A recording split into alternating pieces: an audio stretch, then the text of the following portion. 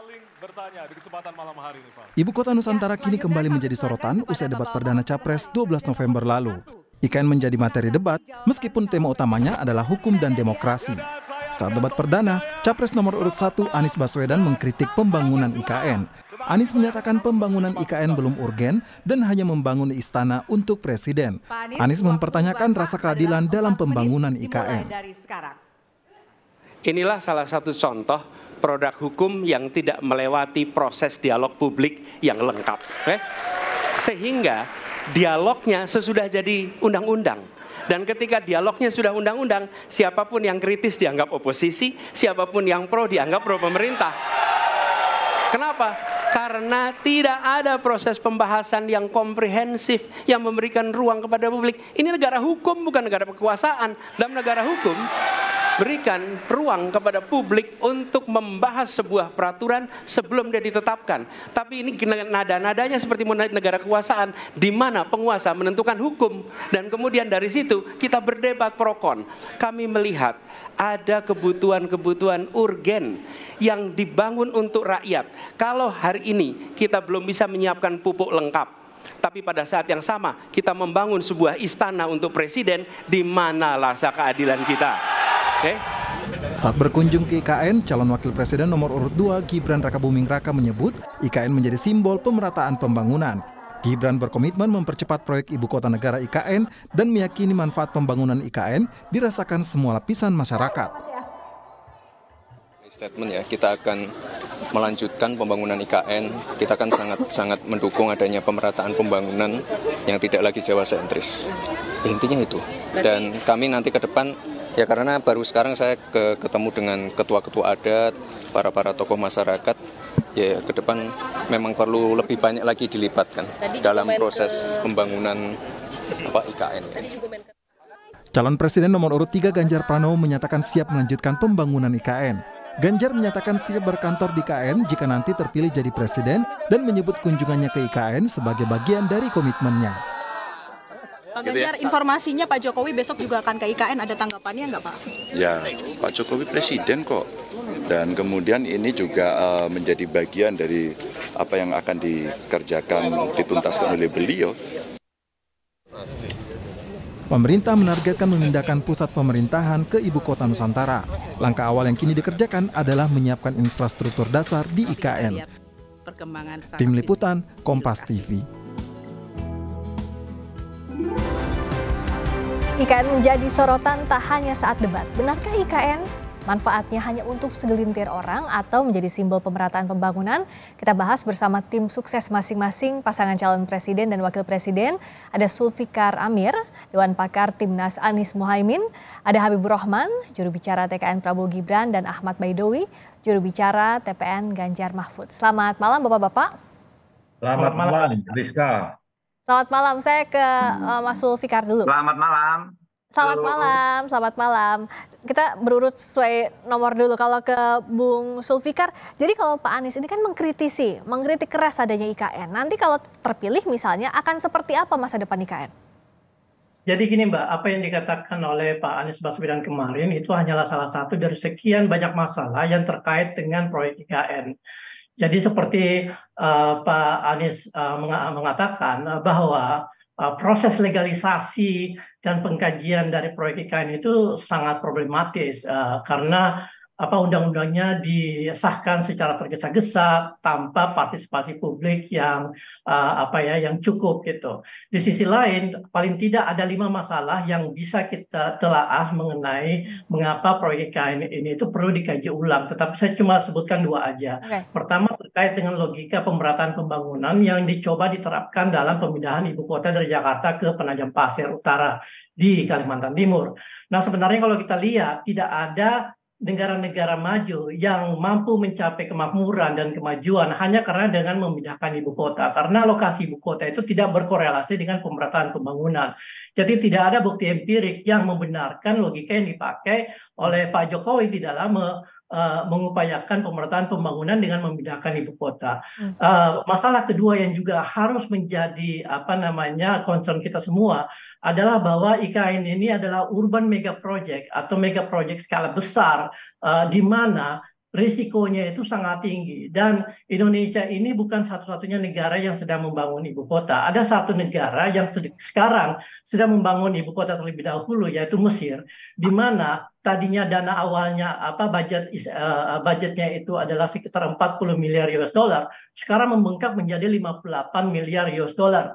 Dan akhirnya mereka harus menaikkan pajak karena pemerintah Mesir itu sekarang kewalahan untuk menutup biaya ini gitu. Jadi kita bicara tentang potensi resiko yang begitu besar jika proyek IKN ini tidak dikaji ulang dan kemudian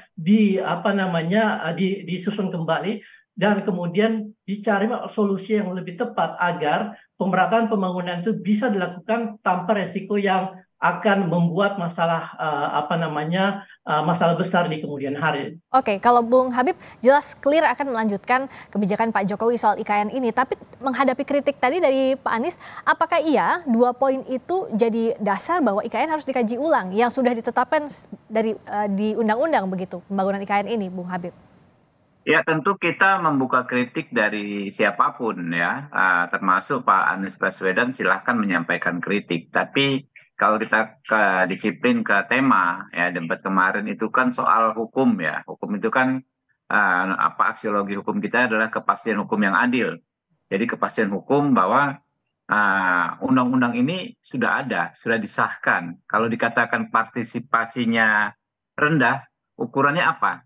Ya, kita ingin mempertanyakan siapa yang bisa menilai satu undang-undang partisipasinya rendah dan satu undang-undang lain partisipasinya tinggi dari masyarakat. Saya pikir kan ukurannya tentu adalah proses-proses hukum dan fakta-fakta politik yang ada. Nah, proses hukum misalnya, apakah ada proses di Mahkamah Konstitusi terkait meaningful participation atau partisipasi yang berarti?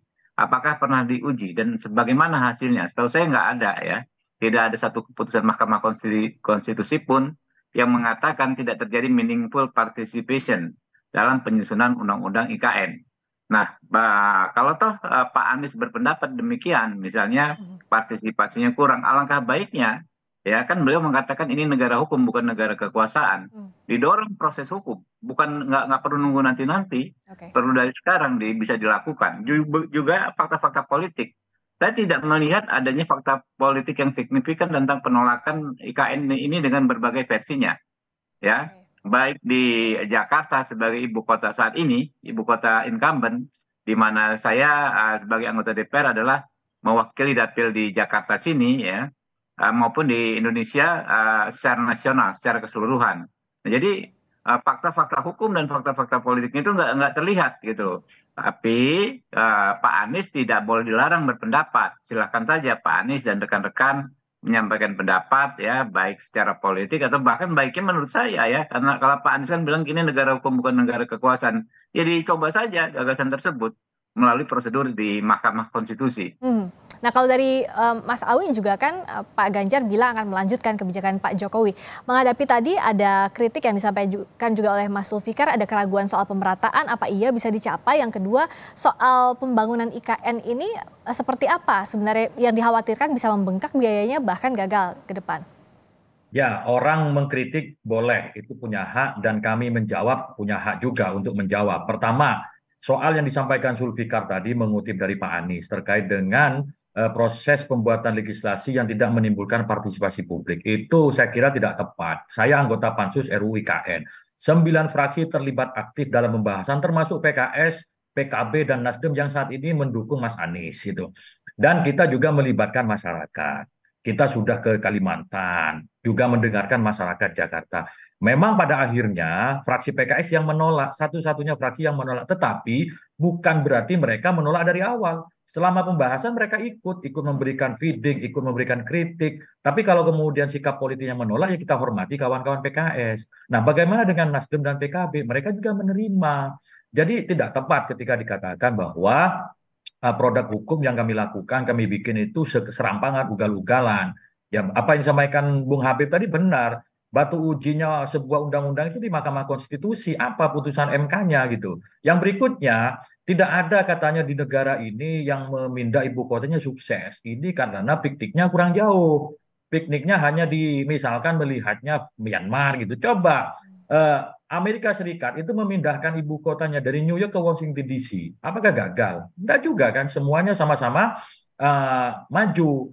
New Yorknya dijadikan kota bisnis, kota pemerintahannya di Washington DC dan berjalan dengan baik. Ada juga di Brasilia, dari Rio de Janeiro pindah ke Brasilia di tahun 60-an. Saat ini sama-sama sukses. Tentu tidak bisa sebuah kota itu langsung dinilai dalam 1 tahun. Karena efek dominonya, multiplier efeknya itu puluhan tahun. Dan ingat, di 2024 IKN itu bukan berarti semua perangkat pemerintah pusat pindah sekaligus di 2024. Tidak. Kalau kemudian dikatakan bahwa hanya istana dan kantor-kantor inti, ya memang itu namanya kantor inti pemerintahan, itu yang dibangun duluan. Selanjutnya bertahap dan kita targetkan 20-30 tahun yang akan datang di kota Nusantara itu berkembang. Jadi tidak bisa misalkan hari ini pindah terus besok langsung dinilai.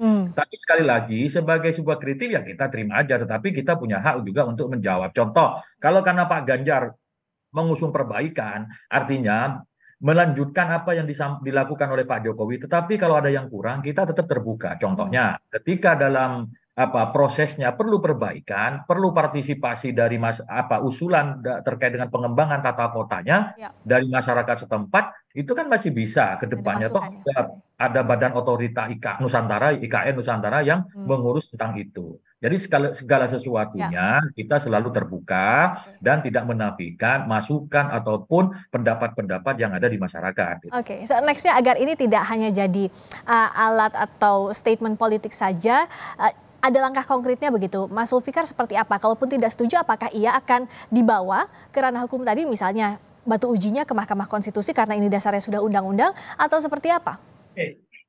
Sedikit respon aja tadi Mbak ke Pak Awi ya, bahwa pertama adalah bahwa proses legalisasi undang-undang IKN memang kalau dilihat dari orang dalam sepertinya semuanya baik-baik saja gitu. Tapi kalau kita lihat bagaimana tergesa-gesanya DPR di dalam mengesahkan undang-undang ini. Ini adalah undang-undang yang paling cepat yang pernah disahkan oleh DPR, yaitu 42 hari. Dan sebenarnya banyak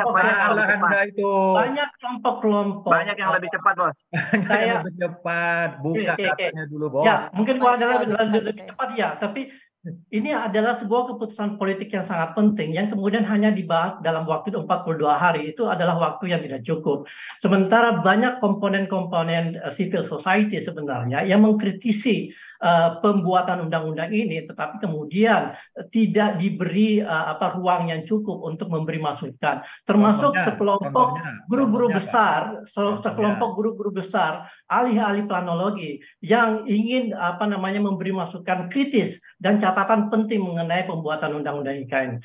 Jadi sebenarnya dari situ saja sudah kelihatan gitu. Yang kedua, mengenai contoh-contoh negara lain. Saya ambil contoh aja seperti tadi sebutkan Brasilia. Brasilia itu kalau kita pakai duit sekarang, biayanya itu membengkak sampai 1.400 triliun rupiah ya. Dan itu membuat Brazil itu terjebak inflasi selama 15 tahun karena mereka harus mencetak uang dan kemudian ekonomi mereka melusuh. Jadi ada risiko yang harus diperhitungkan di sini. Dan sebenarnya kalau kembali lagi ke permasalahan undang-undang, ini kan undang-undang bukan kitab suci ya. Undang-undang IKN sendiri itu sudah direvisi. Sebelum usia 1 tahun sudah direvisi. Artinya undang-undang ini tuh bisa direvisi lagi. Ya kan, lalu kemudian kita lihat time scale dari pelaksanaan proyek IKN. Nah, kalau kita cermati apa yang ingin dilakukan oleh pemerintahan Pak Jokowi yang kemudian ingin dilanjutkan oleh dua paslon yang lain, pemindahan itu ingin dilakukan secara tergesa-gesa, padahal yang namanya membangun kota, apalagi sebuah ibu kota itu butuh proses yang panjang gitu. Jadi intinya adalah kita akan mencoba mencermati kembali proses yang telah dilakukan, lalu kemudian menghitung ulang dan kemudian melihat sumber daya yang kita miliki. Jangan sampai kemudian hanya karena ambisi seseorang atau sekelompok orang yang kemudian menguasai atau kemudian mengambil sumber daya fiskal yang begitu besar hanya untuk sebuah proyek, tapi kemudian mengorbankan begitu banyak. Jadi simpulannya akan tetap mengkaji ulang ya sikapnya ya dari Bung Zulfikar, dari timnya Pak Anies. Betul. Oke. Itu kuncinya di situ. Baik, kalau Bung Habib dan juga Mas Awi nanti masing-masing saya ke Bung Habib dulu. Kurang banyak referensinya Bung Zulfikar karena mungkin cherry picking aja diambil contoh-contoh yang menyenangkan hatinya saja. soal undang-undang yang lebih cepat dari undang-undang IKN banyak. Undang-undang MK yang menguntungkan Saldi Isra itu cuma 2 minggu, gitu kan.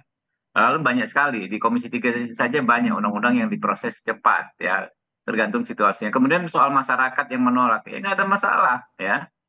Silakan sampaikan ke DPR, tapi jangan tutup mata juga Pak Zulfikar terhadap masyarakat yang mendukung, ya. Saya sendiri walaupun nggak di pansusnya, ya nggak di pansus undang-undang IKN, banyak sekali masyarakat yang meminta saya beraudiensi, ya, menyatakan dukungannya terhadap IKN ini. Jadi begitulah namanya di DPR, itu wakil rakyat, kita menampung semua aspirasi, nggak tidak mungkin menolak semua, tidak mungkin mendukung semua, tapi pada akhirnya yang disepakati itulah yang ada di undang-undang saat ini. Oke, kalau Mas Awi agar ini tidak terus digoreng untuk keperluan Pilpres ini, apa sebenarnya yang masyarakat perlu tahu? Pertama, undang-undang itu ditentukan oleh kualitas, bukan masa waktunya. Jadi kalau di 45 hari dikritisi, apakah perlu 450 hari? Tidak juga, tergantung bagaimana kualitas pembahasan. Tadi disampaikan bahwa ada ahli planologi, katanya gitu. Tapi kan kita juga mengundang ahli planologi juga dalam menyusun itu. Karena tidak mungkin semua ahli planologi kita undang. Pasti perwakilan, termasuk juga kelompok-kelompok pro lingkungan, kan tidak mungkin seluruh Indonesia diundang. Namanya perwakilan. Dan yang berikutnya, tidak ada yang namanya pemindahan ibu kota itu, karena sudah menjadi produk hukum, itu menjadi ambisi pribadi. Ini menjadi keputusan politik hukum, menjadi keputusan negara, yang mana partai pengusungnya Amin itu juga terlibat di dalamnya. Silakan bantah saya, apakah PKB dan Nasdem tidak setuju terhadap pemindahan ibu kota. Jadi jangan membolak-balikan fakta yang sudah terjadi. Nah, hari ini IKN itu sudah berproses, sudah dibangun, dan progresnya luar biasa. Ya kita lihat, kita kawal bersama-sama. Tentu dalam prosesnya tidak semuanya sempurna. Jangankan IKN gitu kan, jangankan IKN. Orang mimpin DKI saja yang bilangnya tanpa banjir, tapi banjir juga. Nah, tentu hal seperti itu tidak akan yang sempurna. Sampai saya bilang, siapapun gubernur DKI, kalau yang bilang akan membereskan banjir itu bullshit. Kenapa? Karena banyak faktor. Misalkan ya, banjir itu disebabkan oleh misalkan dari hulu. Gubernur Jakarta nggak mungkin ke hulu. Sama dengan proses IKN ini, karena sudah menjadi produk hukum, bahkan sudah dilakukan revisi. Saya sepakat bahwa sebagai sebuah undang-undang produk manusia, bukan kitab suci, bisa direvisi kapanpun, asalkan dalam konteks keberlanjutan, bukan membatalkan ataupun menghentikan. Karena komitmen kami adalah perbaikan keberlanjutan dari yang ada saat ini. Oke, kalau ada kritik silahkan, jalurnya sudah ada untuk dari sisi legislasi, tapi yang jelas harus disampaikan lewat jalur yang sesuai dengan undang-undang. Terima kasih para tim sukses sudah bergabung, Bung Zulfikar Amir. Terima kasih juga Bung Habibur Rahman dan Mas Ahmad Baidoy. Selamat malam.